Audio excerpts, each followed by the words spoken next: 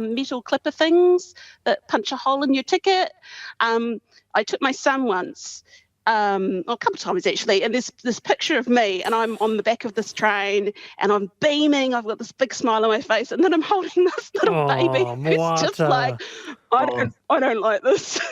I think he maybe was a little bit young. People are in your court, John. The trains are amazing, says Sue. Tooting, it's such a non-issue. It's a huge park area, fantastic place. Craig, goodbye. So, John, well done. Keep up the great work. Less of the social tooting, and thanks for being on the show. Thank you very much. Bye. Very good indeed. Yeah, good on you, John. And to you, Peter Dunn, you're not going to get rid of your train set either? I'm not. I've got some more work to do on it tomorrow, actually. Oh, you're kidding me.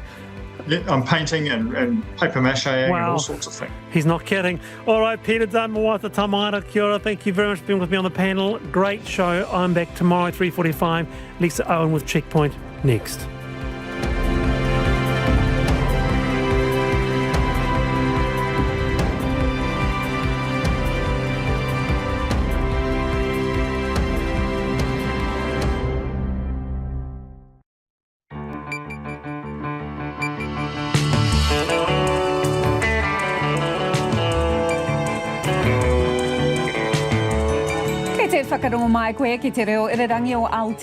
This is Checkpoint on RNZ National. I'm Lisa Owen. Haere aki nei. 2 luxury stores in Auckland are hit in a smash and grab. Retailers say they're facing rising aggression and thefts. Black Ferns too scared to speak out. Allegations of ghosting, favouritism and cultural insensitivity by management. A long-awaited independent review into team culture is out and it ain't pretty. The boss of New Zealand Rugby is live.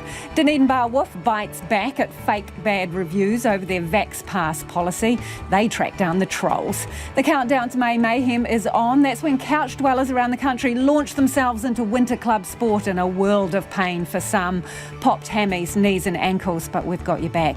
Don't forget, you can watch us on Sky Channel 83. RNZ News at 5. Good afternoon. Ahi Marie. I'm Evie Ashton. New Zealand is sending a Hercules and 50 Defence Force personnel to Europe to help distribute military aid for Ukraine. Cabinet today agreed to the 2-month deployment and to extend New Zealand's financial support for Ukraine by another $13 million. $7.5 million of that will be for weapons and ammunition procurement through the UK. Prime Minister Jacinda Ardern says the deployment this week will be the largest to Europe since the early 1990s and proportionate to the atrocities being committed in Ukraine. The reason that this stands with New Zealand's values and our independent foreign policy is because what we are seeing here is the most blatant breach of a country's sovereignty. Jacinda Ardern says the Hercules won't enter Ukrainian airspace. 2 nurses' unions are looking into the legality of a long-awaited gender pay settlement because many of their members aren't happy with it, and thousands of other health workers are voting whether to strike in a separate dispute with district health boards. Health correspondent Rowan Quinn reports. Nurses have long been promised a settlement after being underpaid for years because most of them are women. The Nurses Organisation's chief executive, Paul Golter, says many members believe the latest agreement with the DHBs should include 2 years back pay, but it doesn't. Mr Golter's ordered a legal review. Meanwhile, allied health workers like pharmacists and psychologists who belong to the PSA union are to vote on whether to strike over their stalled pay negotiations. New Zealand Rugby has apologised for failings highlighted in a scathing review of the Black Ferns culture and environment. The review, released this afternoon, highlights many problems, including cultural insensitivity and body shaming. There'll be more on this in the sports news after this bulletin. People living in Auckland's city centre have renewed calls for a police station to be returned to the CBD, where there hasn't been one since 2013. In an apparent burglary attempt, a stolen car was rammed into the glass frontages of the Louis Vuitton and Gucci stores in Queen Street last night. The spokesperson for the city centre residents group, Anthony Phillips, says the police need to be closer to town to deter crime. It doesn't need to be a watchtower, a standard sort of police station as you would see. We just want a place where the police can base themselves, an optical presence, and a place where They can also work with other partners, particularly in health and social sector agencies. Anthony Phillips says that with fewer people in the city at the moment, there's not as much surveillance of what's going on. A grieving mother says Auckland Transport needs to do more to keep cyclists safe. 2 people have been killed on the city's roads in the past month. Melissa Reyes was killed in Mount Wellington a week ago, and 3 weeks before that, Levi James died after being hit by a truck near the Royal Oak roundabout on Manukau Road. Kim James says she can't describe the shock when the police knocked at the door to inform her of her son's death. I knew the area was not a safe place for pedestrians and cyclists, and so we were always encouraging our kids to be careful. Obviously, you're reliant on other people being careful and looking out as well, and that just didn't happen. The deaths have sparked further calls to improve the safety infrastructure for cyclists. To sport, and Black Ferns coach Glenn Moore has been retained despite a scathing independent review of the team's culture and environment. The review was sparked when hooker Te Kurangata Airenga Mate revealed Moore had told her she didn't deserve to be in the team and was picked only to play the guitar. The review has found such comments weren't isolated. It highlights culturally insensitive management comments, poor communication and inconsistent feedback, allegations of favouritism, body shaming, and a lack of support from New Zealand Rugby for both management and players. New Zealand Rugby Chief Executive Mark Robinson says NZR accepts the review's findings. Like a lot of other sports transitioning to professionalism for women in sports, we haven't got everything right. And this report highlights that. As an organisation, we apologise for not having provided all of these tools to our people to succeed, and we know and acknowledge we have a lot of hard work to do. New Zealand will host the Women's World Cup later this year, the Rugby Women's World Cup. World number 1 Scotty Scheffler has cemented his place as the dominant force in men's golf by winning the Masters and clinching his first major. With a 1-under par 71 at Augusta today, the 25-year-old American finished 3 shots clear of Northern Ireland's Rory McIlroy. And New Zealand driver Scott McLaughlin has lost his IndyCar Championship lead by finishing 14th in the 3rd round in Long Beach, California. Scott Dixon was 6th. That's the news. Parliament calls on Russia's ambassador to front up. They have sought the appearance twice now, the first time that was rejected and the second time ignored. Scott Morrison calls an election. The fact that we can laud a Prime Minister actually seeing out 3 years says a lot about the way Australian politics is run. And wannabe tradies heed the call to get involved. We're seeing people shift across from retail, from tourism, and we're also seeing those in the wider sector choosing to actually get into formal training. Ring in the day. Morning reports, weekdays from 6 on RNZ National. And we're funded through New Zealand On Air. You're with Lisa Owen on Checkpoint next. Right now, the short forecast from Met Service to midnight Tuesday. Cyclone Phili approaches northern New Zealand tomorrow, bringing severe gales and heavy rain. Keep up to date with any warnings and watches. For Northland, Auckland, Coromandel, Bay of Plenty, Gisborne and Hawke's Bay, cloudy periods with isolated showers in Northland. Rain is spreading south tomorrow with some heavy falls and possible thunderstorms. For Waikato, Waitomo, Taumarunui, Taihape and also Taupo. Cloud is increasing today, cloudy and rain developing tomorrow evening. Taranaki to Wellington, including Wairarapa, cloudy periods, a few showers tomorrow. From Bulla to Fiordland, isolated showers, but there's rain in Fiordland, spreading elsewhere tomorrow with heavy falls before it clears. For Nelson and Marlborough, fine, but showers are developing tomorrow evening. For Canterbury, Otago and Southland, fine, but there's rain developing about Southland and Clutha this evening, and then that's spreading elsewhere tomorrow. That will ease to showers tomorrow afternoon. And for Te Kohu, the Chatham Islands, cloudy, isolated showers tomorrow evening. It's just gone 7 minutes past 5. We'll have news headlines for you at 5:30. Nā mihi iwi, tēnā koutou katoa, no mai haere mai ki Checkpoint I tēnei rā, ko Lisa Owen tēnei. Auckland retailers have been hit by 3 more ram raid-style robberies within 24 hours, sparking calls for greater police patrols in Auckland's CBD. 2 of the raids saw vehicles driven through the frontages of luxury stores Gucci and Louis Vuitton early Monday morning. Another occurred at a Mount Wellington car yard, but we start with the Titirangi dairy that's been targeted by brazen criminals twice in the last 2 weeks. Here's our reporter Nick Trubridge and cameraman Nick Monroe. Titirangi Village, the quiet, quaint community, suddenly a target. Its local dairy, a local eatery, the latest locations in a spate of break-ins, violent robberies and ram raids across Auckland. The owner of Scenic Dairy didn't want to appear on camera, but assessing the damage is Murray Stiven, who works for the company that owns this row of shops. We're probably looking at $35,000, $40,000 worth of damage. And it was far from an easy hit, the vehicle leaving Titirangi Road, driving down the footpath towards the dairy before unleashing. So CCTV footage released to Checkpoint shows the vehicle came off the road right here, onto the footpath, pulled up to the dairy, and then 3 slams into the front of the dairy. The front of it is now completely caved in. It's been boarded up and is now awaiting repairs, but this attack comes just 2 weeks after one of the owners was held up at knife point. So 2 weeks ago, it was about 2 weeks ago, she got chased out of the shop by knife point. 3 guys came in, 10:30 in the morning, just pulled up at the lights there, jumped out, came through, chased her out. They cleaned out a cigarette cabinet. And then to come back 2 weeks later, it definitely, by footage that we've seen, is different people. And it's not just the dairy. Mr. Stiven tells us an eatery in this row of shops has also been hit twice. They just go in with a hammer, smash the glass.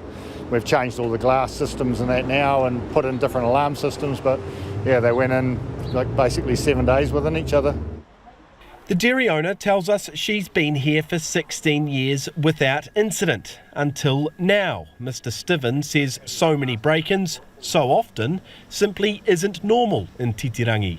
Waitakere Rangers Local Board Deputy Chair Greg Presland telling Checkpoint it all comes as quite a shock to locals. I walked past them yesterday. They were quite shocked, obviously, so I didn't want to invade their space and just left them to it. But clearly they're feeling the effects of what happened. And yeah, all locals are very aware of what's happening, and there's a lot of sympathy for them. There's even a Give a Little page that's been organised, so yeah, locals do want to help. And it's not just Auckland's west. The ram raiders also struck in Auckland's CBD, hitting 2 luxury stores, Louis Vuitton just behind me, and the Gucci store right next door. Both shops are now cleaned up, but 2 leading Auckland mayoral candidates say the issue is far from resolved. One of them, Leo Malloy, happens to be close by, about to go live on social media to talk to an issue he's been pretty hot on. When it comes to city centre crime, he says this is as brazen as it gets, and it's time to get tough. You can't be having guys in blue uniforms on the street, tasers and long batons. The warm, cuddly stuff's over. We can't keep going on like this. We have to show these people. There's only a very small minority, and let's make it clear, these are not 501s. People are conflating the 501 issues, and these are not even mainstream gang people. The mainstream gang people do not operate like this in a public arena where they come under such close scrutiny. Mr. Malloy says as a business owner in the central city, he's certainly seen crime levels worsen over the last decade. And we have always had issues with people who behave badly, but when you keep dumping them in one little area, one little precinct, they coalesce, because what else can they do? It's quite normal to have tribal type behaviour.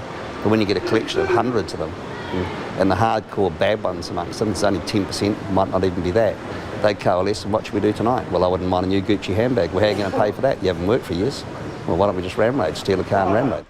His rival for the Auckland mayoralty, Viv Beck, told Midday Report there simply aren't enough blue uniforms patrolling the city pavement. We believe we are under-resourced in terms of police. We work with police very closely locally, and they do the very best they can, and they do a great job, but the reality is, in our view, they're under-resourced. Then there's those who actually live on Queen Street and surrounds, the likes of Auckland City Centre Residents Group spokesman Anthony Phillips. One of the issues for us, of course, is that there is no police presence in the city centre. The city centre is one of the most densely occupied residential communities in the country. There are more people living here than there are in the city of Whanganui pre-pandemic. Yet we don't have our own police presence. It's out at Ponsonby, so if you want to report crime, if you want to hand something in, it's very difficult. And if it's that hard to do, then those things aren't going to happen. And while COVID's crushed central Auckland, it may have created more crime. Mr. Phillips says fewer people around means less passive surveillance, fewer eyes on the Crims.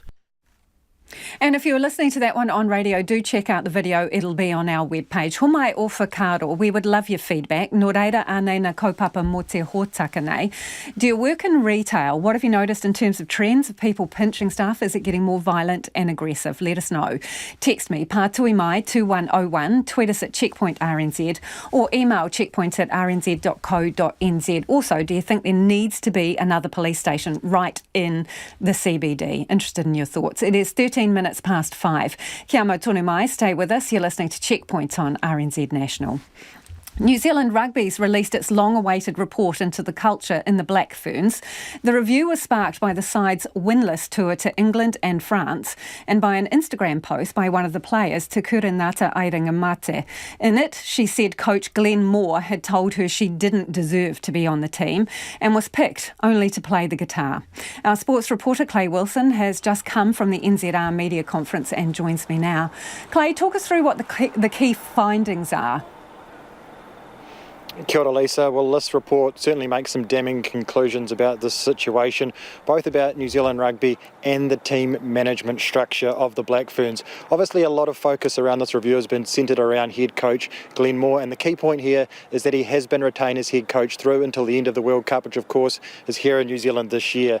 Now, there are very few specific mentions of Glenn Moore in this report, but there are a lot of references to the team environment and culture, and what it does mention, some of the key things here are that player culture was not aligned with management. There was significant communication issues between players and team management, and some of the players and management that were interviewed for this review described such things as culturally insensitive comments, body shaming issues, and allegations of favouritism within the team. So clearly not positive elements of a team culture. Relation to New Zealand Rugby and their failings here, it mentions such things as New Zealand Rugby didn't appropriately support women's high-performance rugby in this country. There was no clear and consistent vision for for the Black Ferns, and a lack of women and cultural diversity in team management for the Black Ferns. So when you look at all those things, it's clear to see there's some issues to resolve here. And one last thing to note here is this isn't the only review that's been done. There's been other reviews done, end of tour reviews, things of that nature,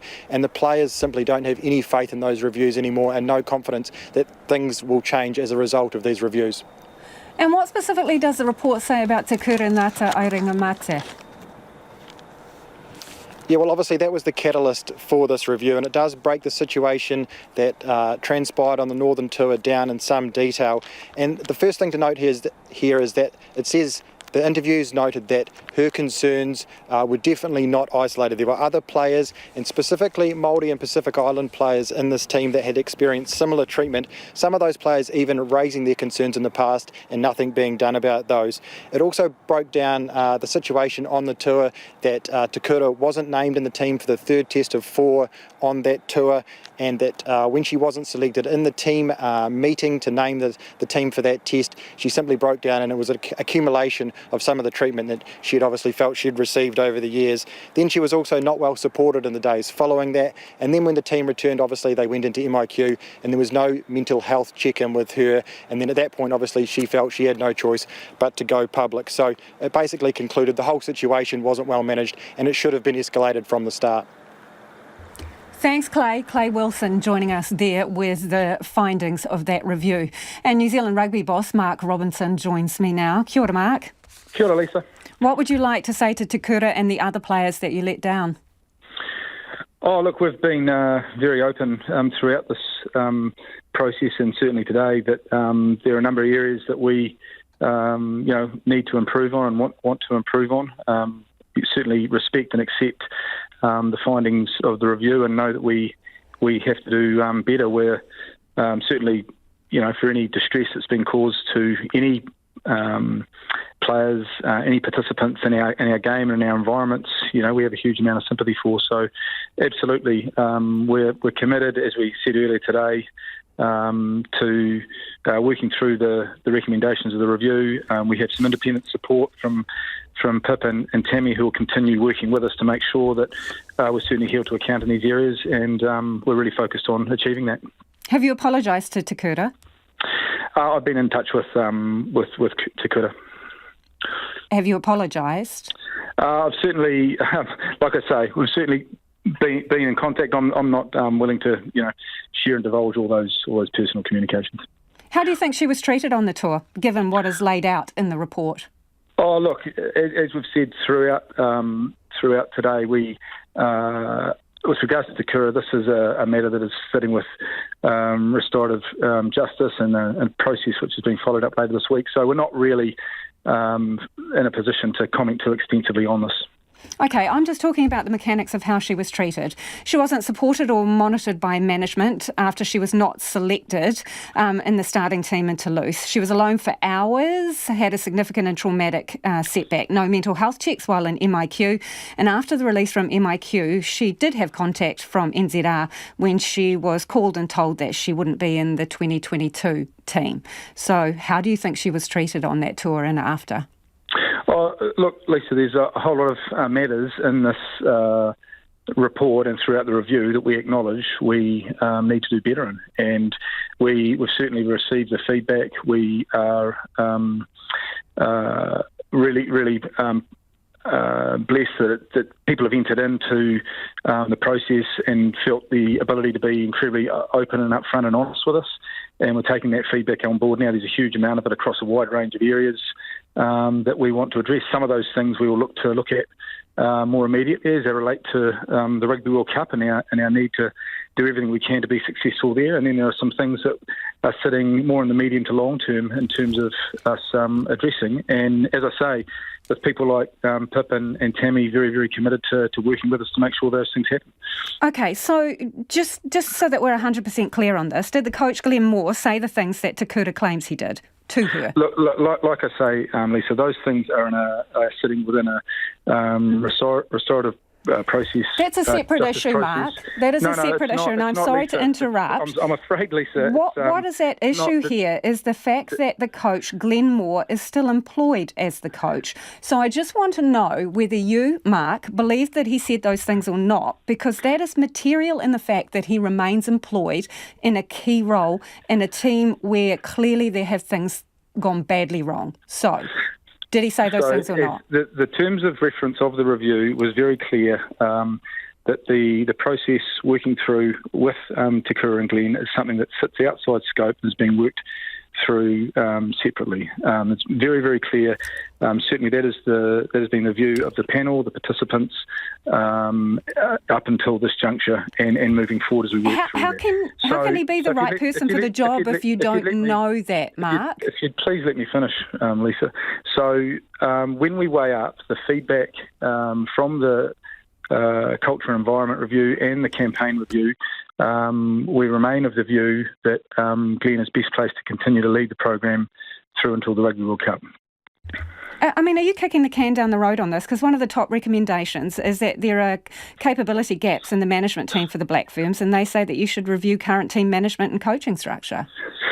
So, as we're, again, very clear today, that the areas we've identified around cultural aspects, people and communications, and the technical, tactical side of the management team, we are working to look at providing additional support there. So, no, we're not kicking the can down the road. We're actually addressing those things and continue to do so in the near future. So has Wayne Smith been brought in to paper over the cracks? Wayne's got a unique skill set and obviously a huge amount of experience in these areas of technical, tactical side of the game, and he was seen as a really strong fit for the team and someone that could add a huge amount of value very, very quickly. And the first impressions and bits of feedback coming out of the camp that was in Christchurch last week is pretty positive around that as well. They go into camp again in the next 10 to 14 days or so, and we'll continue, building that team as we go. Other players reported ghosting, favouritism and cultural insensitivity. So what racism? Sorry? Racism? Look, as I say, we have taken the feedback from all levels of the review across all 26 recommendations. We're working really hard to take on board a whole lot of information at the moment. Mark, I understand that, and I have given you the opportunity to speak to that, Mark. So now I'm asking you a specific question. So ghosting, favouritism and cultural insensitivities were experienced by some of the women on the team. Was it racism? Look, all we're saying is there are things that have happened throughout the environment that we acknowledge are not where we'd like them to be, and we are putting measures in place that I talked to earlier around cultural support, people in comms, and some of the technical side of the game to try and address these issues as quickly as possible. The players and the Players Association have certainly been lockstep with us in this process right from the very outset of the times at the end of last year that you refer to, and the construction of the terms of reference, and they've also been privy to the findings of the reviews with, was being shared with them directly. So we acknowledge that they have an absolutely critical part to play in all this, and we feel that we've certainly respected the importance of the players in the overall environment and as part of this review. Thank you for your time this evening. That's NZR boss Mark Robinson there. A grieving mother says Auckland Transport needs to do more to keep cyclists safe after 2 deaths in the past 2 months. Levi James died after being hit by a truck near the Royal Oak roundabout in Epsom. And last week, Melissa Reyes was killed on her ride to work in Mount Wellington. Jonty Dine has the story. 19-year-old Levi James was killed in early March while out riding his bike. A driver opened their car door suddenly, forcing Levi to swerve in front of a truck on Monaco Road.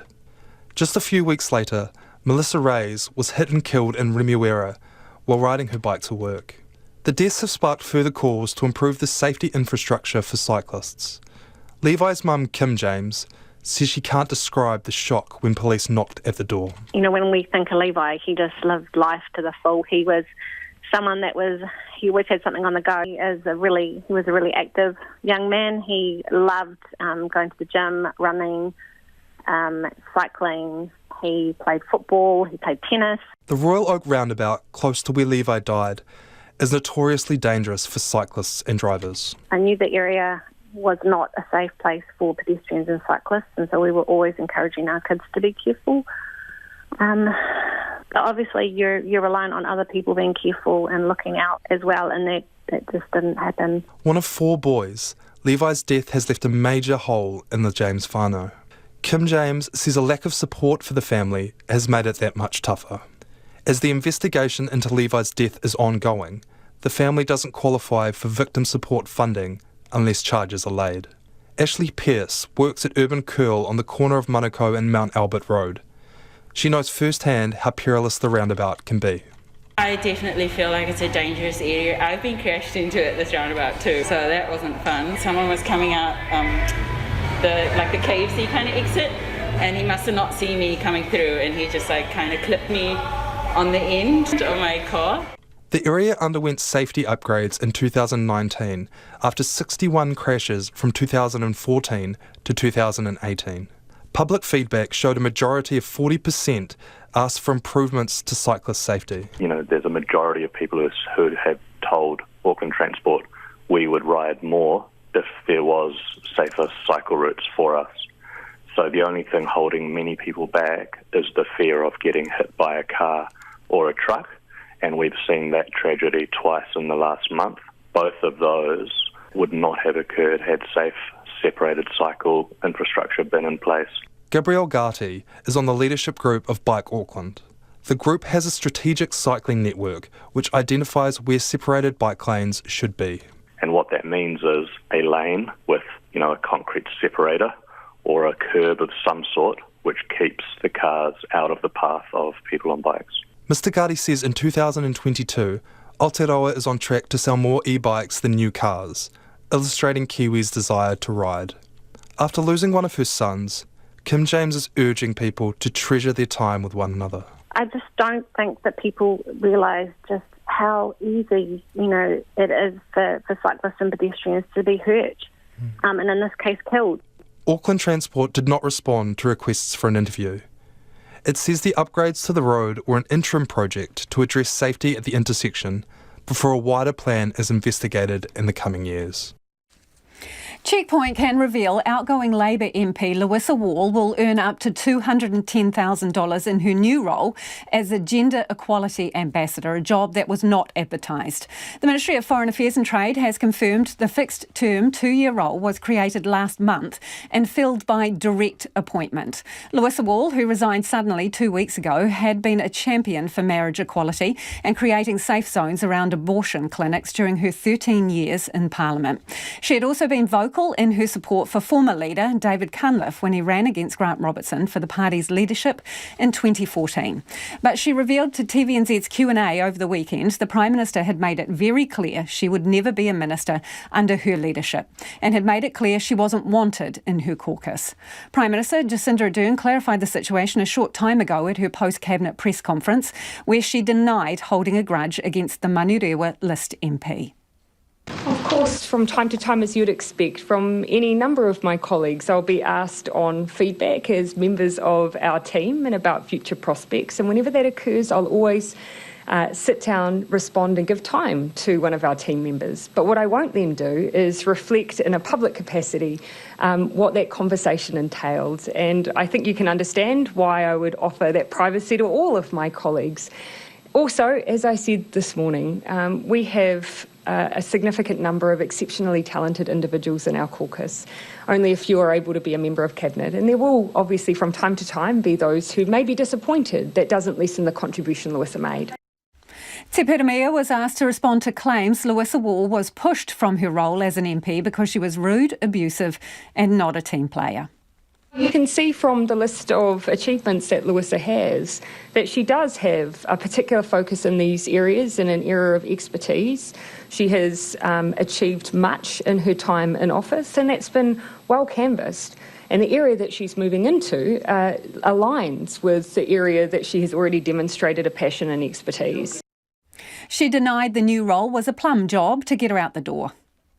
I've focused in all of my discussions in this period post Louisa announcing her resignation on the contribution that she has made, which has been significant. And I continue alongside all of my colleagues to wish her well in what I know will be an ongoing contribution to equality and human rights in our region. Louisa Wall will give her valedictory speech on Thursday night. The Prime Minister said while she wished her well, she would not be attending.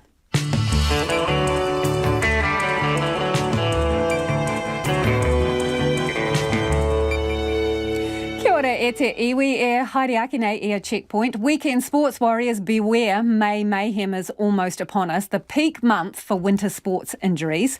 Online trolls targeting a Dunedin bar got outed for posting fake reviews. And they call it a five-finger discount, but honest shoppers are the ones paying the price for retail thefts. Homai o whakaaro, we would love your feedback on anything you've heard on the programme this evening. You can text us 2101, tweet us at Checkpoint RNZ, or the email address is checkpoint@rnz.co.nz. Let's get to the headlines now. Anei a iwi mina pita pita kōrero. A Hercules aircraft carrying 50 Defence Force personnel will be deployed to Europe this week to help distribute donated military aid for Ukraine. Cabinet agreed to the 2-month deployment today and to extend New Zealand's financial contribution by an extra $13 million. The funding includes $7.5 million for weapons and ammunition procurement through the UK. The 11 new COVID deaths reported today take the total number of deaths from the coronavirus to 500. However, the latest Ministry of Health figures show national case numbers are continuing to decrease. Black Ferns coach Glenn Moore has been retained despite a scathing independent review into the team's culture and environment. It highlighted culturally insensitive comments from team management, poor communication, inconsistent feedback, allegations of favouritism, body shaming, and a lack of support from New Zealand Rugby for both management and players. Rugby boss Mark Robinson told Checkpoint he respects and accepts the review's findings and he backs Glenn Moore to continue as coach. He says New Zealand Rugby needs to do better and he has a huge amount of sympathy for the distress caused. 2 nurses' unions are looking into the legality of a long-awaited gender pay settlement because many of their members aren't happy with it. The nurses' organisation says members had expected the settlement to include about 2 years back pay. 4 crews are working to prevent the Awadua fire in Southland from spreading to a larger area with high biodiversity values and vulnerable wildlife. The deaths of 2 Auckland cyclists in 2 months has sparked further calls to improve safety infrastructure. Auckland Transport is being urged to build more separated cycle lanes. And an Auckland City advocacy group says a police station in the central city is sorely needed and would reduce crime. The police are hunting for thieves who stole cars and used them to ram raid 2 luxury shops on Queen Street at about midnight last night. Those are the headlines. Our next news bulletin is at 6.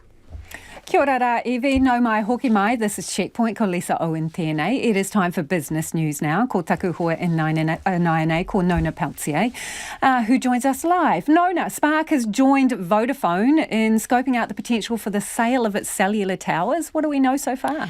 Yeah, it's an interesting one. So last week we heard that Vodafone was looking at selling these towers. They're worth perhaps $1 billion. That would be Vodafone's. Spark has probably as many or more, and who knows what that would be worth.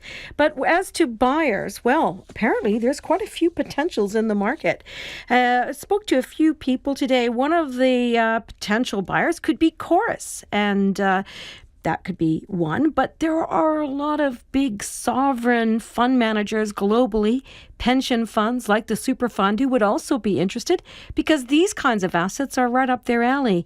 They are long life assets and they just tick over money for maybe, say, 50, even possibly 100 years, according to one expert. So, yeah, watch this space. You can expect to see quite a lot of interest in these towers. But one thing for certain, 2 Degrees isn't interested because they're too busy working on their merger with Vocus. And pressure is building for the government to support the fast-growing biotech industry. I mean, what does the industry want and what are we talking about when we talk about biotech? We're talking about genetically modified organisms and technologies, otherwise known today as gene editing. That's much more the type of scientific research that's being done internationally. It's not being done here, and that's partly because, well, that's mostly because we have the 1996 Hazardous Substances and New Organisms Act. That has not been reviewed since 2001, and the act is based on technologies and what was known basically in the 70s, 80s, and 90s. In the last 5 years, for example, there's been huge advances in medical research, gene editing that can transform people's health where they're on their deathbed, so to speak. But we're not able to really make use of that technology in any real meaningful way or easy way because of this legislation. The Productivity Commission has looked at this. Other commissions have also looked at it. And the recommendation is that it should be urgently reviewed. One thing is that the government is saying that we should have some informed conversations, but the industry is out there saying it's no longer time for talk, it's now time for action. And Nona, let's take a spin around the Monday markets. All right, let's have some action there, right? Let's see. The low stop, the 50 index dropped down more than 1% today, and that's in line with what we've been seeing in Asia. So we dropped 134 points to 11,932. The New Zealand dollar is also slightly weaker than where we left it on Friday at 68.3 US cents, 91.8 Australian, and 52.5 British pence. Thanks, Nona. Nona Peltier with business news there. The countdown is on to May mayhem on sports fields and courts around the country. It is the month where a bunch of us lace up our boots for the start of the amateur club season. Boots that probably haven't seen the light of day since last year, and that is why May is also the peak month for ACC injury claims for netball, footy, rugby union and league. Claims for basketball bust-ups peak across May and June. So Weekend Warriors ACC injury prevention leader James Whitaker is here to help. Hi, James. Hey, kia ora. Give us an idea of the size of this problem. What kind of numbers of people are we talking getting injured, costs of the claims? It's very noteworthy across all those codes. Rugby has the most, but if you bundle them all up together in terms of cost, last year those 5 codes led to $222 million worth of ACC-related costs. And over the last 6 years, it's over $1 billion. So that's purely ACC support-related costs, but there's many other flow-on factors. It gets them put sidelines. A lot of people are missing out on things they love doing, and there's also flow-on effects for their family, their friends, and their workmates, as well as their teammates. So we want to prevent all of this, and 90% of injuries are preventable, so let's do it. And May is the month that it all turns to custard, James. Yeah, May is the month where it peaks. And our data shows us that this could be attributed to a lot of people not preparing well enough. They're getting strains and sprains and mainly injuring ankles, knees and shoulders. And top physios say that if you warm these up well in advance and incorporate sprint training to reduce the chance of leg muscle strains, then that can help you a lot. And hopefully you won't get injured, and hopefully you can keep doing the things you love. So James, it is literally people coming off the bench from, the season last year to this year and thinking they should just, walk out the front door, lace up the boots, get on the field and it's all going to be okay. Yeah, and a lot of these people are active people too, so don't get me wrong. I'm not saying they're just sitting on the couch. Yeah. It's just they might not be doing sport-specific exercises. So going for a jog is quite different to all of the rapid turns and twists involved in like basketball and netball, for example. So if you're not doing those before you hit it and go 100%, the chances are, you're increasing your chance of injury. So it pays to do sport-specific training, get those body parts moving in the way that they have to move during the game. So you mentioned strains and sprains. What other injuries are we talking about? And can you give us any information about demographics? Yeah, we can. The people who feature most highly actually are quite young. So they're people around age 10 to 14 and 15 to 19. They feature most prominently across all 5 of those codes. So potentially there's a lot of potential there in secondary schools maybe to sort of ensure that the kids who are taking part in these sports are doing the right preparation way before the Term 2 season kicks in. That would be great to see. That's really interesting that it's mainly school sport, James, as well, when you consider the fact that we are concerned that fewer kids are playing sport and arguably injury could play a role in that. Yeah, exactly, but it's also a huge opportunity, because you've got them there within the school environment, you've got teachers who care about them and their coaches and everything, so why not start a bit earlier? Instead of just doing general fitness and PE and all of that, start working on, the type of things you're going to have to do in your games. Okay, here's a chance for your pitch, James. Is there any online tools from ACC where they can check out what warm-ups they're supposed to be doing? People should Google ACC Sports Smart. So ACC Sports Smart has lots of specific strength and conditioning programs that people can follow, as well as general warm-up programs as well that can be applied to all sports. And then if you go on the left-hand side of the page, you'll see a breakout zone into the different codes as well. And there's very code-specific programs that we offer. In general, though, if people do want to avoid winter sports-related injuries, they should start training now if they haven't done so already. They should ease into it and step it up instead of going 100% straight away, and do those sports-specific movements that we talked about earlier instead of just general fitness. Gotcha. Thanks so much, James. That's James Whittaker from ACC.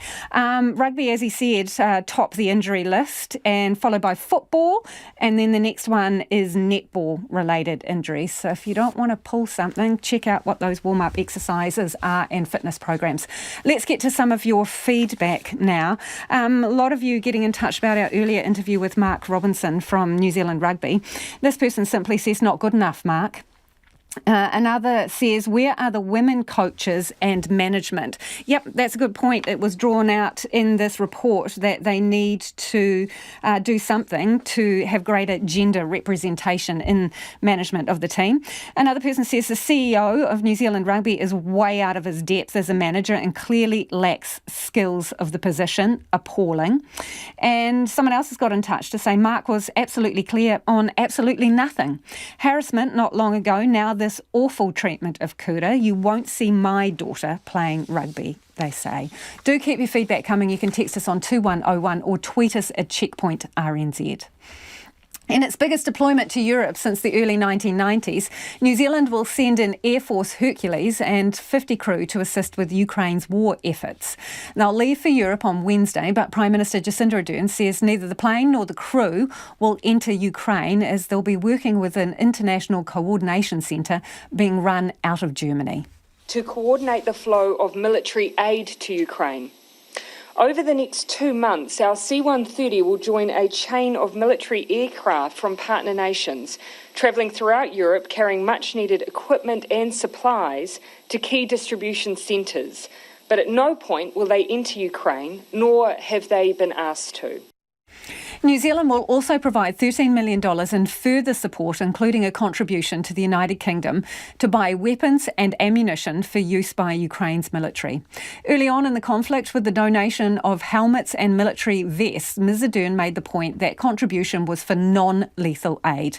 Today, she was asked if New Zealand's now comfortable donating directly towards the purchase of weapons. What we've always questioned is the almost arbitrary distinction that's being made between, for instance, the intelligence analysts that we have sent, which will be directly contributing to the war effort in Ukraine. What we've always tried to ask ourselves, though, is what is the most meaningful thing that New Zealand can do and how can we do it? Chief of Defence Force Kevin Short says it's the most significant deployment to Europe in many years. In the past, for instance, Bosnia, from 92 to about 96, we had around 250 people on the ground, plus armoured vehicles in support of peacekeeping. That's the largest in more recent times. And New Zealand will also contribute money towards commercial satellite access for the Ukrainian Defence Intelligence, the Office of the High Commissioner for Human Rights, and for the International Court of Justice and International Criminal Court, about $5.5 million all up. It is 17 minutes to 6. An anti-mandate occupation in central Dunedin has come to a peaceful end, but those behind it say the protest will carry on. A small group had occupied the Octagon since February the 11th, but they've called it a day for now. Our Otago Southland reporter Timothy Brown and camera operator Nathan McKinnon have the story. The protesters were given a midday deadline to pack up their tents and stop lighting fires or face police action. Some said last week they had no intention of leaving, but as the clock struck 12, just about all traces of the 58-day-long occupation were gone.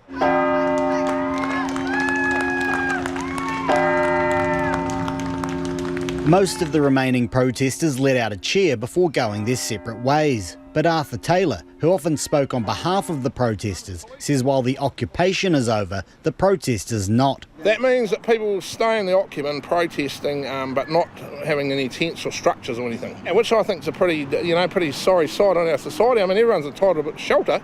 People have never been stopped from accessing this Octagon, right? They've always been able to come and go, you know. Made a point of pride of respecting the Octagon, looking after it, sort of like as caretakers of it, I guess. He says there was a mood among some to dig in their heels, but that changed over the weekend.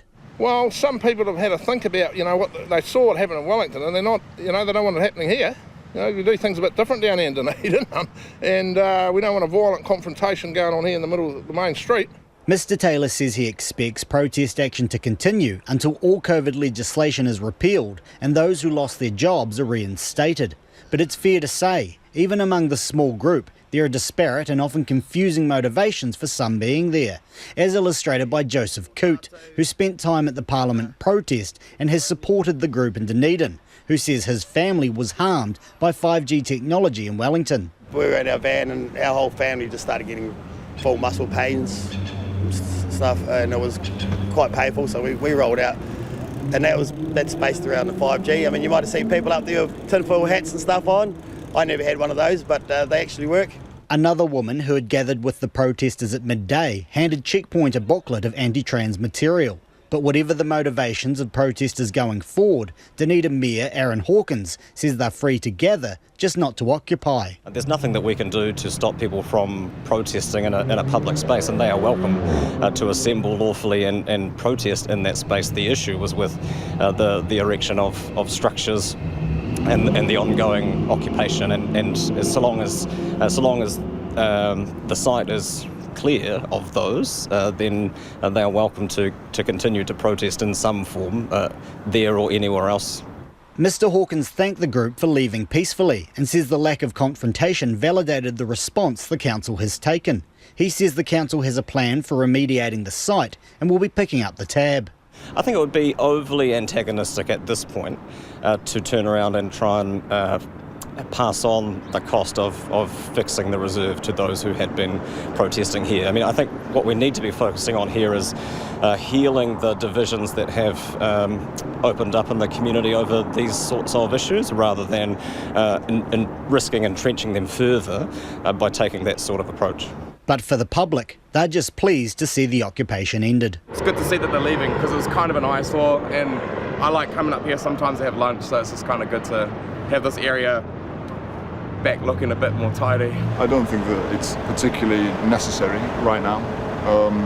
I think unfortunately New Zealand is now at the point where it has Omicron variant and other variants probably coming to light, and I think the focus needs to be on unity and trying to keep your healthcare system together. Just happy that it's ended peacefully, really, and this, they've gone, well, sort of gone, but they're quite happy there, just chatting away with people today. One business owner told Checkpoint off the record they were delighted the occupation is over. The only complaint seems to be a desire for it to have ended sooner. And staying in Dunedin, local bar Woof is biting back at fake bad reviews posted apparently in retaliation for the pub continuing to use vaccine certificates even though they're no longer compulsory. Last week, Woof told Checkpoint it was keeping the passes because that's what its customers want, and it also has a responsibility to do what it can to keep staff safe too. That decision unleashed the online trolls, but co-owner Dudley Benson's not about to let it slide, and he joins us now. Hi Dudley, it's great to see you. Kia ora, Lisa. Thank you for having me. Tell us, what were these people saying about your business online? All sorts of things, Lisa, and it wasn't always easy to determine exactly what they were saying. There was a lot of misinformation, science misinformation peddled. There were bogus complaints along the lines of our bar smelling of sewage and our staff being angry and having anger management problems, to just no words at all. So there was a kind of a spectrum of absolute nonsense.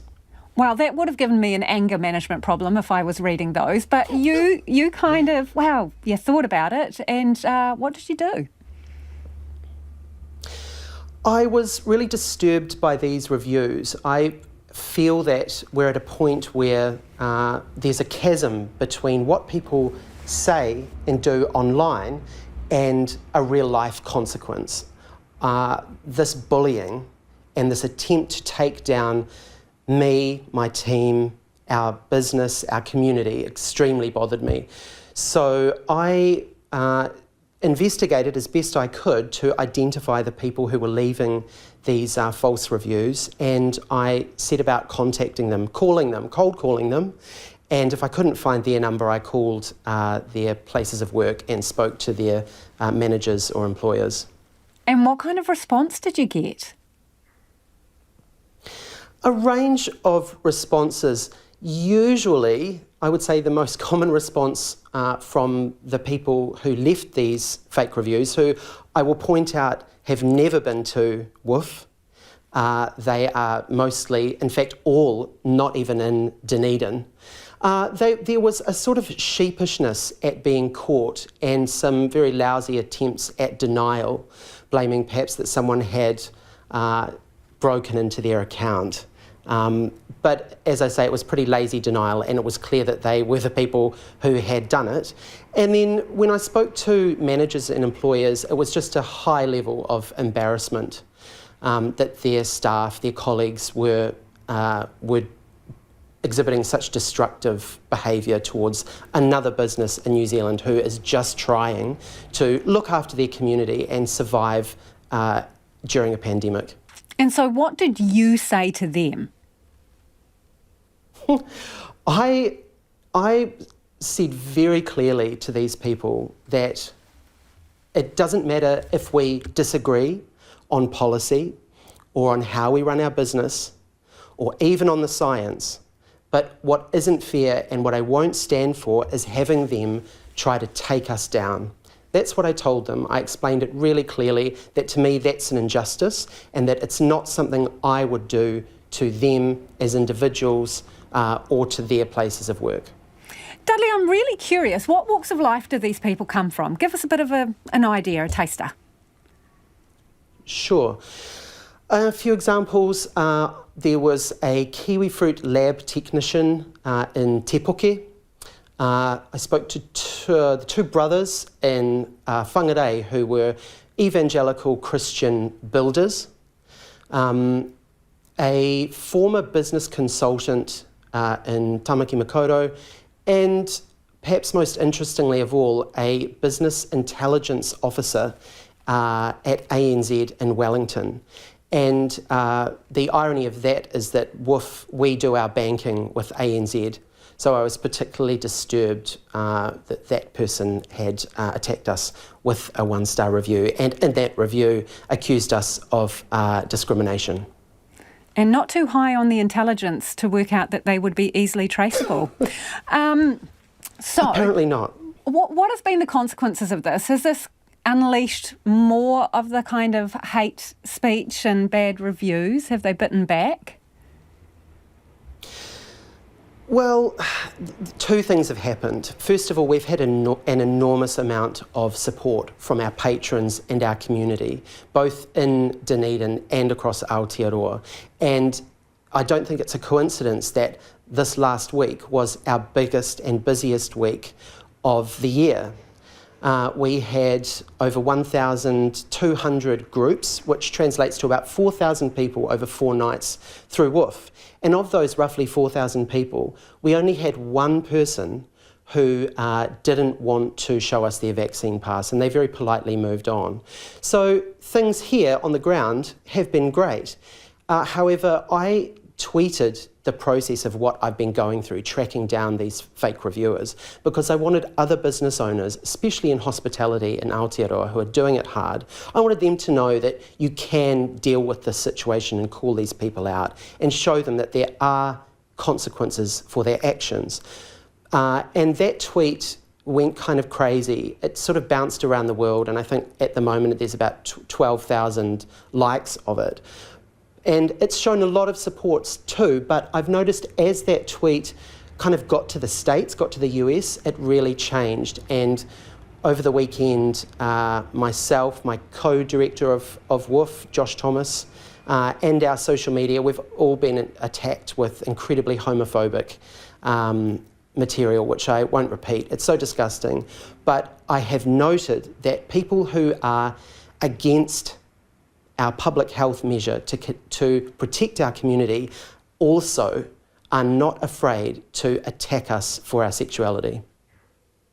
Really appreciate your time, Dudley. Kia ora rā e hoa. Thank you for your kōrero. That is Dudley Benson, who is from the Woof Bar in Dunedin.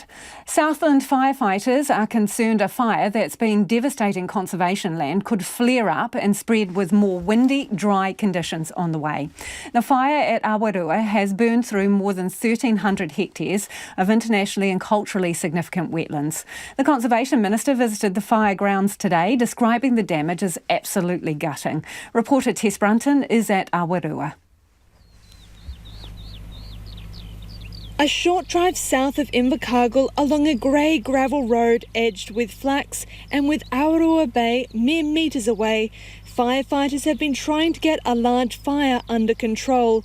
It's taken hold in the Awarua and Waituna wetlands. Firefighters have to be ferried to the fire grounds by helicopter. It's only accessible by air.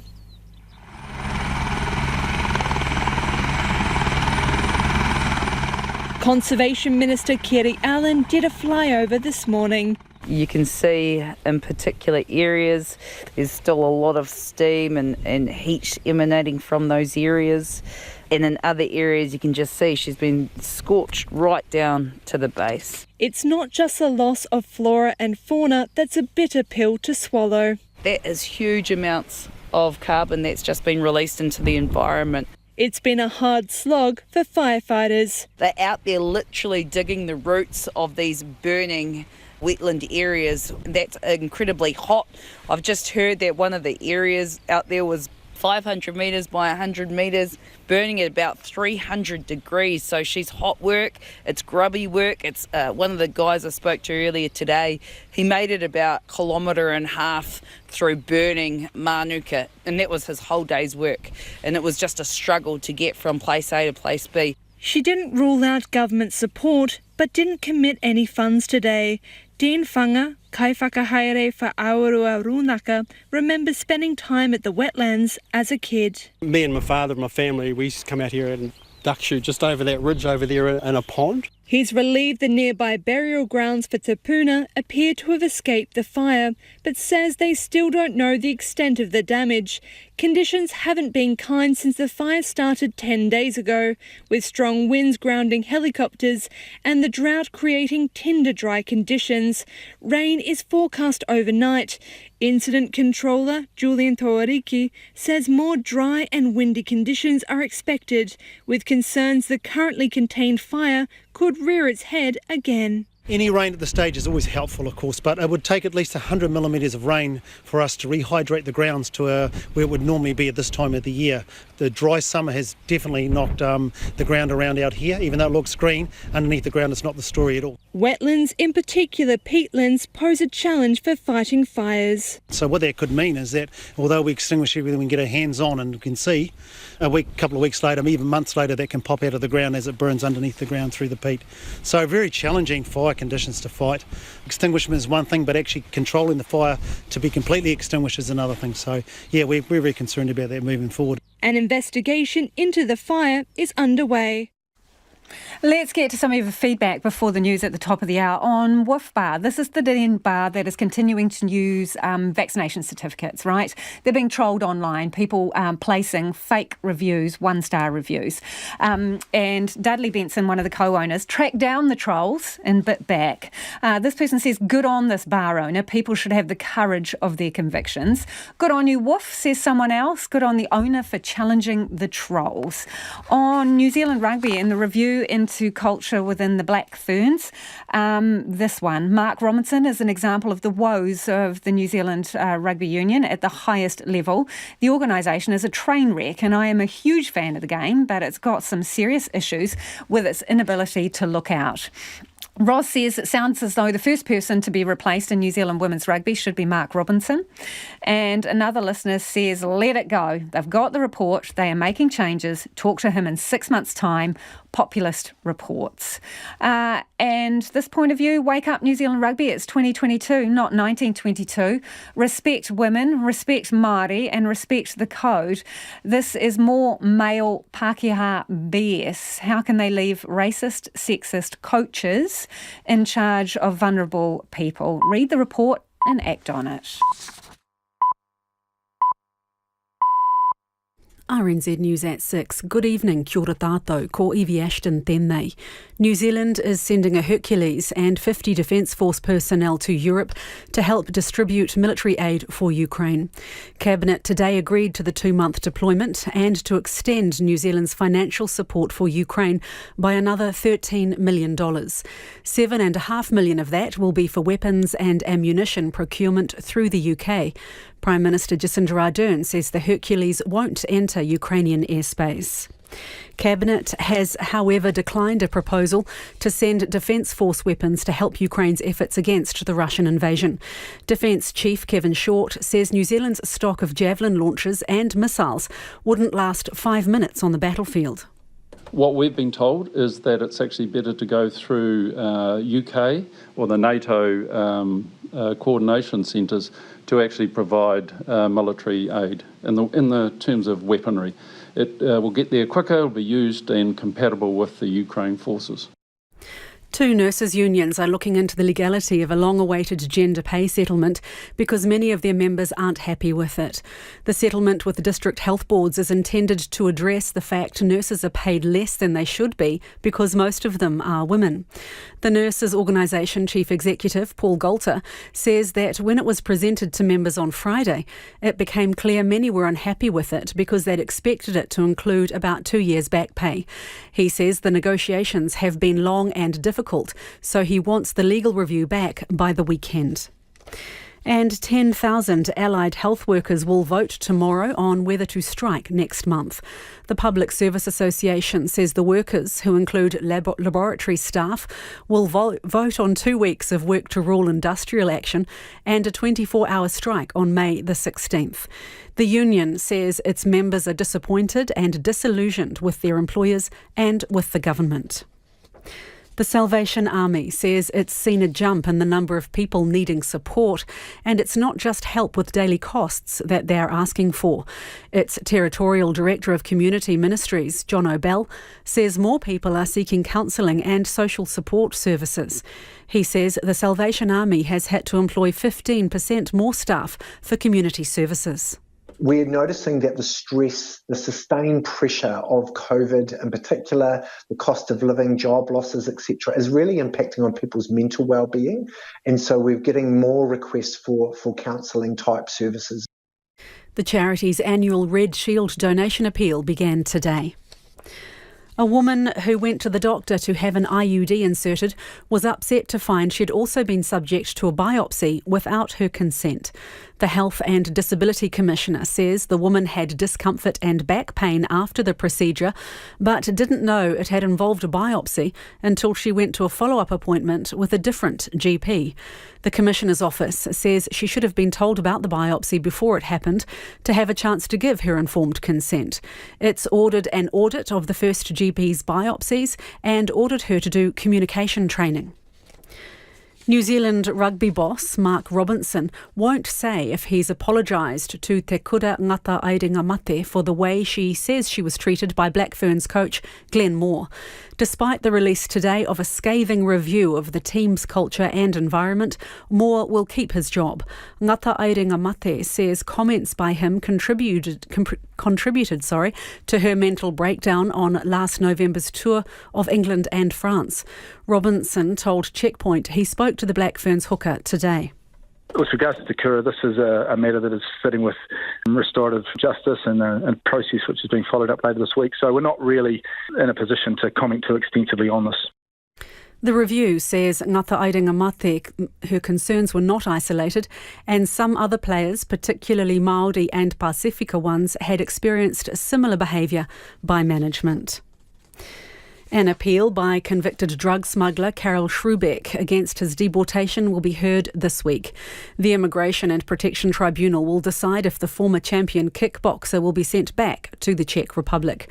Schrubeck arrived in New Zealand almost 2 decades ago and was later convicted of immigration fraud and importing the drug ecstasy. Former Immigration Minister Ian Lees-Galloway had to decide whether to deport him and instead granted him residence. The minister later issued a new deportation liability notice saying an administrative error had allowed Schrubeck to enter New Zealand in the first place. That's the news.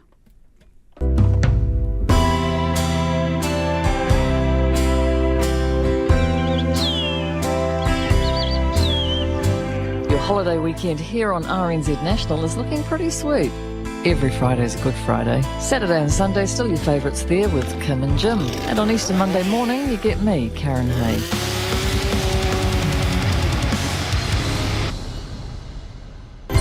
Your sweet holiday weekend is here on RNZ National. You're back with Lisa Owen on Checkpoint next. First, the short forecast from Met Service to midnight Tuesday. Cyclone Philly approaches northern New Zealand tomorrow, bringing severe gales and heavy rain. Keep up to date with any warnings and watches.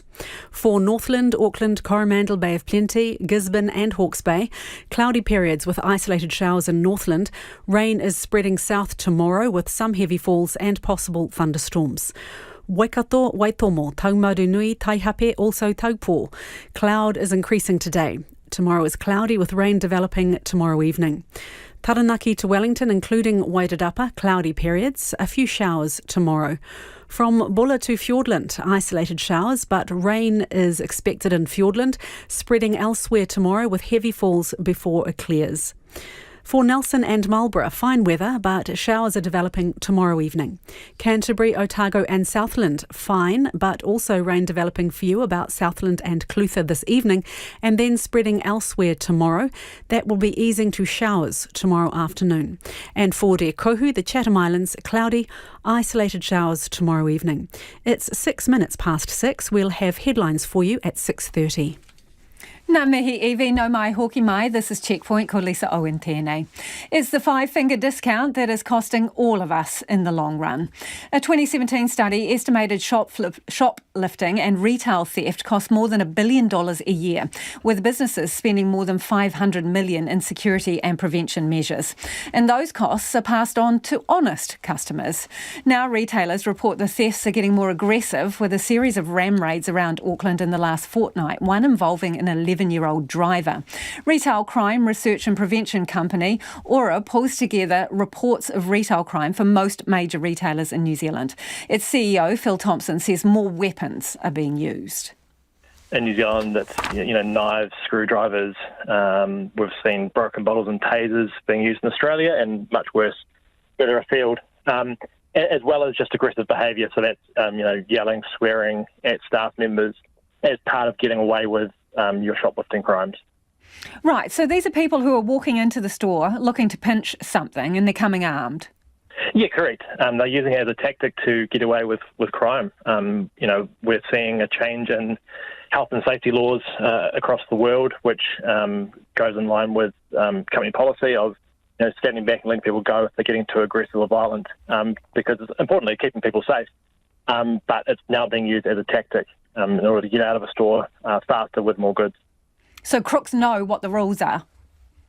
Yeah, they do, and they're using it to their advantage. And again, I think retailers are being smart around protecting their own people, but it just changes that risk-reward ratio for offenders.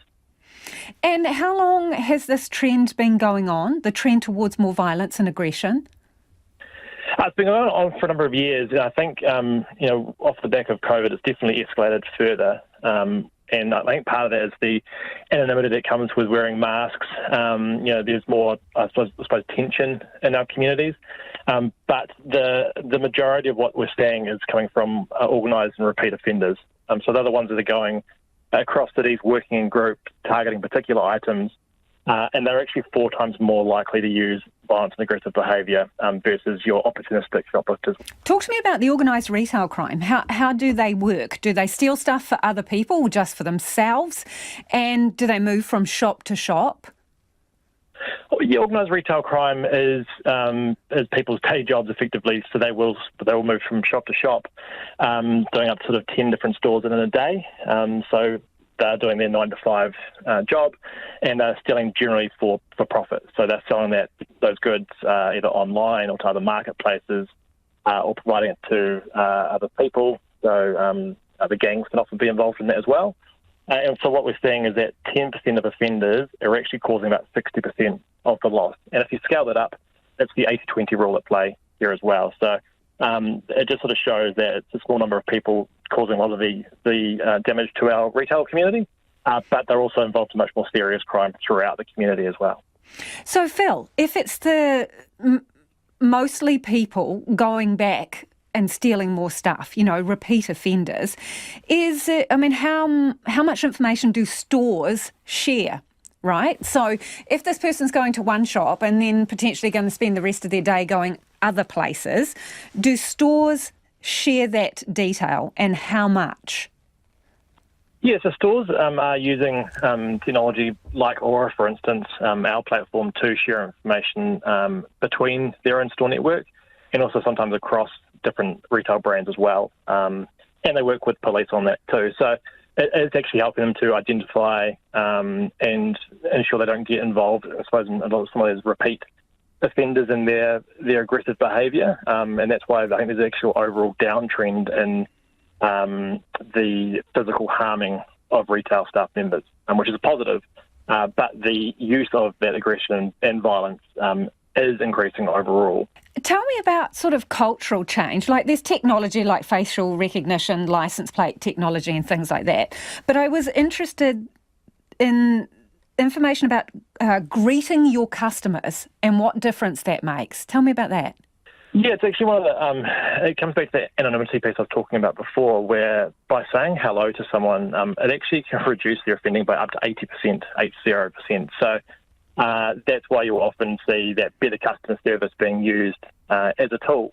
Because if you can stop someone when they first enter your store before they've actually stolen anything or attempted to steal, they're more likely to turn around and go out and try another store because they feel like they've been seen, or it could be easier elsewhere. So, Phil, you're simply talking about having someone at the door who might be your security person, but they smile and say hello to everyone who comes in. Yeah, there's definitely one option that has been utilised by a number of retailers, and also just the fact around that if you share information that some of those store managers or store workers know who to watch out for, and by just simply greeting them or providing them with a basket, that's also just removing that anonymity from them. When people steal stuff from retailers, we all basically end up paying for that, the other honest customers, right? The people who actually buy items, because the expense gets passed on. Do you know how much it costs us all?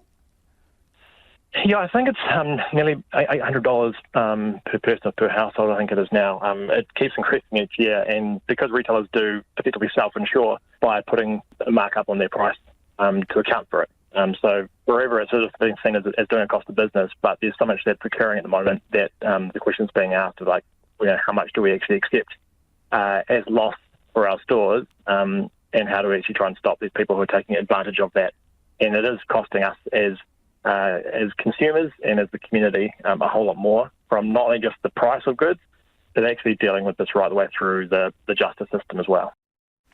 And that was Phil Thompson there.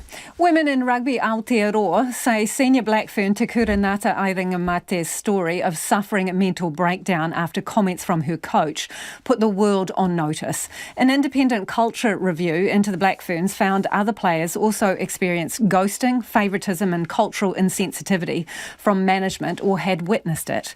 The reports revealed Ngata Airengamate was left alone for hours after the fourth test on the Northern Tour last year and suffered a significant and traumatic setback. There were no mental health checks on her during her stay in MIQ following the tour, and afterwards she was released from isolation. She got a call from New Zealand Rugby to say she wasn't contracted for the 2022 World Cup season. Woman in Rugby Aotearoa Chair Tracy Hopapa joins me now. Kia ora, Tracy. Kia ora, Lisa. What did you think of the findings of this report? I think the report tells us in many ways what we already knew, Lisa, that these are long-term systemic issues that have been affecting and impacting women who want to play rugby in Aotearoa, to be frank, from club, schoolgirl club, all the way through to international. It is the high point, if you like, is that NZR have accepted the review report and have undertaken to implement the recommendations. Do you think they get it, Tracy? They say that they accept the report and they're going to implement. Do you think that they take responsibility for what's happened? I think that over time we've seen that NZR has made commitment to various reviews. Those reviews have been ongoing. This review that was sparked by Te Kura's courage to stand up and call poor behaviour, which went to misogyny, racism and systemic issues, has been a wake-up call. And what Te Kura did, Lisa, was gave voice to every other woman who has experienced that over time, past, present, and let's hope our future players don't have to go through this learning. NZR is in a position right now that its behaviour, its decisions and its next steps will be judged by the public, by partners and stakeholders, and on an international stage. This report should be a seminal report that makes change. It's interesting, Tracy, that you use the words misogyny and racism, and the report talks about cultural insensitivity and a lack of gender balance. Are we actually calling it what it is in this report? I think that we have, in more recent times, and there was an article in the weekend newspaper talking about how women have to deal with a set of challenges that men don't. here in Aotearoa. The review report goes to culture. It goes to the issues that are impacting women who want to play rugby, and it is on trend in terms of the issues that women are dealing with right now. What do you think about the coach at the centre of this remaining in his position? I must say that I'm surprised by that. It does send a message to say that they are retaining status quo. There are probably reasons for that by saying it's very short notice, changing the team coming into the World Cup. NZR needs to think about what that message sends to the players. What message do you think it sends, Tracy? And to the rugby community. I think that it would have behoven NZR to make a change in the coaching and management team. In the first instance, Lisa, to support the players, to ensure that they feel safe, supported and secure in a safe environment where they can play rugby. So it is now clear that Takura was not the only person who was experiencing the things that she was. Other players said that they felt there was favouritism in the team, that they'd been ghosted, there was cultural insensitivity, they'd either experienced it themselves or witnessed it. And they also don't trust, for example, the tour reviews. I mean, how do you rectify that? Because a lack of trust is enormous. It is. NZR have come out today in terms of releasing their review report and have said that they can, should and will do better. The implementation and resourcing issues that are outlined in the review report will be closely monitored by people like you and me. NZR have also said that the interview and review panel, independent panel, will stay in place. Our advice to NZR is to bolster that by further independent representatives from key stakeholder and strategic partner groups. You say that you were expecting much of, well, what is in here, the general, I suppose, flavour of it, but did anything surprise you? Sadly, no. What I do appreciate is that having had a quick skim of the review report this afternoon after it was released publicly, Lisa, the review panel addressed the key issues, and it's a sobering read. They are significant issues that NZR and the rugby community must address, because remember, this issue pervades all levels of rugby in Aotearoa, right from club and schoolgirl all the way through. In saying that, though, how do you think our top women players are treated by their own professional organisation compared to the men? I think that there is a different set of rules, if you excuse the pun, Lisa, for men who play rugby, and a different set of rules for women who play rugby. And that's an issue that we're calling out and seeking to address by working with NZR and other key stakeholders nationally and internationally.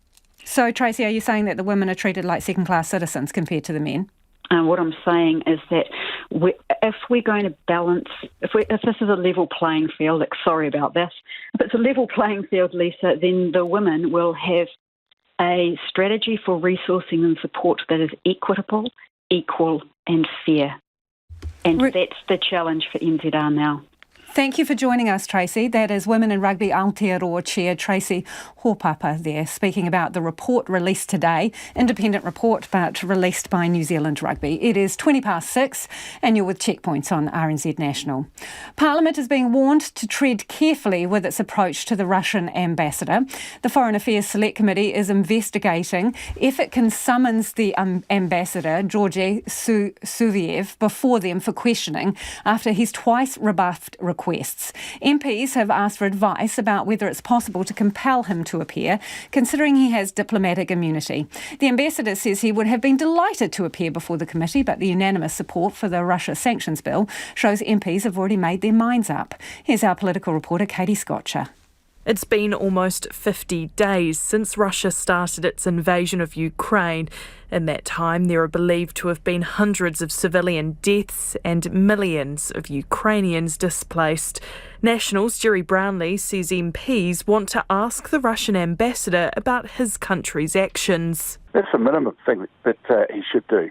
Otherwise, what's the point in having him here? The Foreign Affairs Select Committee has twice asked for him to front, but the Russian ambassador has rebuffed both invitations. In response to the first request in a letter dated March 14th, the Russian ambassador told MPs he would have delightfully jumped at such an excellent opportunity to justify his job worthiness.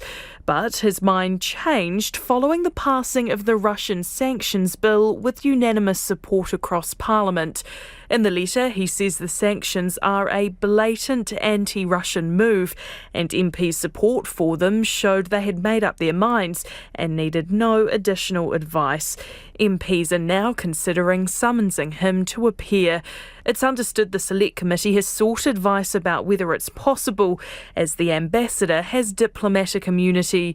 The Prime Minister, Jacinda Ardern, was asked if New Zealand risks overstepping in its relationship with the ambassador. Obviously, that is something that is still live for the committee. I imagine that they will be seeking legal advice over the legality of bringing in someone who essentially has diplomatic immunity. So my intent is simply to let the committee go through its own processes. The most important point probably for me to make is this is not the thing that is going to make the most tangible difference to those who are subject to this war. Waikato University International Law Professor Al Gillespie says the development is concerning. They should invite him, they shouldn't summons him.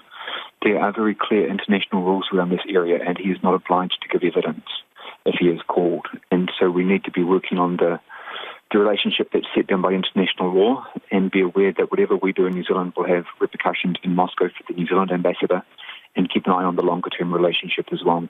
The Select Committee has asked for advice about the Vienna Convention and whether or not it can actually summons the ambassador despite his diplomatic immunity. What do you think the possible consequences of the Select Committee moving ahead with this and summoning him? What could the consequences of that be? I think you'll get a response from Moscow, and it could be reciprocal to the New Zealand ambassador. But what you're seeing here is diplomacy is a practice which has been built up over hundreds of years, and the rules that we've got today come from the end of the 20th century and the middle of the 20th century. But the idea is that there is a direct communication between one country and another, and it's not something to be manipulated or abused. And you must also, and it actually says this, show due respect to the person who's in that position of authority.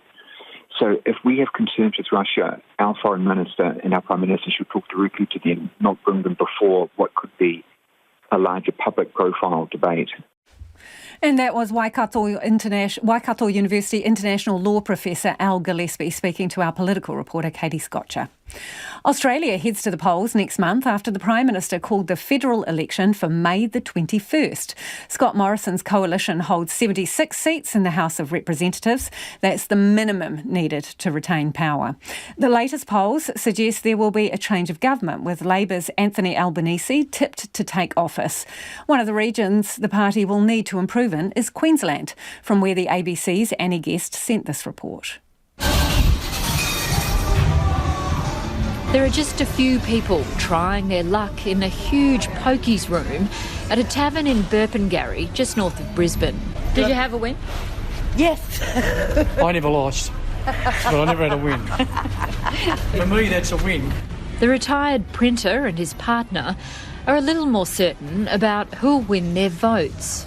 Well, there's a move of change, but I'm sticking with ScoMo. You're sticking with ScoMo? I think he's done a good job. Yeah, in hard times, you know. Yeah. What about you? No, I'm going Albanese, I'm afraid. Yeah. Do you two usually differ? No. You know, I mean, I think ScoMo's done a good job, but I also think that you can't buy votes, can you? You can give everybody $2.50 one off, you know, but it's not going to pay the rates or anything, is it? The seat of Longman stretches from Brisbane's northern outskirts to Bribie Island in the east and to the rural area around the Glasshouse Mountains in the west. In the car park of a fast food restaurant in Caboolture, a man and his grandson are sitting quietly eating a treat. How's the ice cream? Good. The retiree voted Labor all his working life. I was in the army, yeah. And then I worked as a courier for a while and then retired. He switched to the Liberals under John Howard and isn't going back. Prime Minister has done a pretty reasonable sort of a job. I think he needs to have the opportunity to fix up the problems that have been caused by this COVID and all the rest of it. Outside a home in suburban Burpengary, a resident is working on his car. G'day. There you go. What do you like to do with your four-wheel drives? I'll look at them most of the time. Yeah, pretty much just look at them. That's all I get done with these days. The 20-year-old electrical apprentice has a 6-week-old baby who's cradled in his mum's arms. He's been good, eh? Yeah, he's good. He's great. Is there anything for you in particular that you'd like to see the government doing better, or anything that worries you? Vaccine mandates. Get rid of them. That's it. So what will you do with your vote then? I don't know, probably Pauline Hanson or Clive Palmer or someone like that. American Scotty Scheffler has clinched his first golf major at the Masters and the prized green jacket. The 25-year-old finished 3 shots clear of Northern Ireland's Rory McIlroy, who shot an extraordinary 64. Tiger Woods finished at the other end of the leaderboard just over a year since nearly losing a leg in a car crash. The BBC's Andy Swiss reports. He's the world number 1 and now he's the Masters champion. For Scotty Scheffler, golf at the moment is about as good as it gets. But only after seeing off a quite remarkable challenge. Rory McIlroy had begun the day some 10 shots behind. No chance, surely. But McIlroy conjured one of the rounds of his life, saving the very best until last. On the final hole, he needed something special, and boy, did he get it. How's the pace? Come on then, round you come, get in there, McIlroy! It was a stuff of golfing dreams. A remarkable round of 64 for McIlroy. Suddenly, he was Scheffler's nearest rival. And the American still had to play his closing holes. Would he falter? Well, not a bit of it, as Scheffler kept his cool and pulled clear. He was able to walk down the 18th with victory assured. And despite a few nerves as he twice missed a short putt, finally, it was third time lucky. There it is. Triumph for the 25-year-old Texan then, after an unforgettable day. For Scheffler, a first major title, and on this showing, it's unlikely to be his last. Now, a lot of you have been getting in touch about Woof Bar in Dunedin and the interview we did with Dudley. This person says, what a lovely, reasonable, empathetic man. I wished I lived in Dunedin so I could patronise his bar. Others say, good on you. I'd support any place that keeps a mandate as a chronic asthmatic. And another person says, Woof is an awesome bar, good vibes, gutted to hear how they've been treated, but love how they are dealing with it. I'll be supporting them for sure in the future. Thanks for all your feedback this evening. That's all we've got time for. The late news team, well, they're going to keep you updated throughout the night, of course. And if you missed anything on the show, you can find Checkpoint on Spotify, Apple, or wherever you get your podcasts. Ko te kaupapa tuatahi a pōpō, and tomorrow from 5 a.m. First Up looks at the numbers of Kiwis leaving on the OEs as our borders reopen tomorrow night to Australian tourists. Kia pai tōpō. RNZ News headlines at 6:30. Kia ora tātou, I'm Evie Ashton. New Zealand is sending a Hercules and 50 Defence Force personnel to Europe to help distribute military aid for Ukraine. Financial support for Ukraine has also been extended by $13 million. $7.5 million of that will be spent on weapons and ammunition. 2 nurses' unions are looking into the legality of a long-awaited gender pay settlement because many of their members aren't happy with it. And a woman who went to the doctor to have an IUD inserted was upset to find she had also been subject to a biopsy without her consent. Those are the headlines. Our next news and weather is at 7.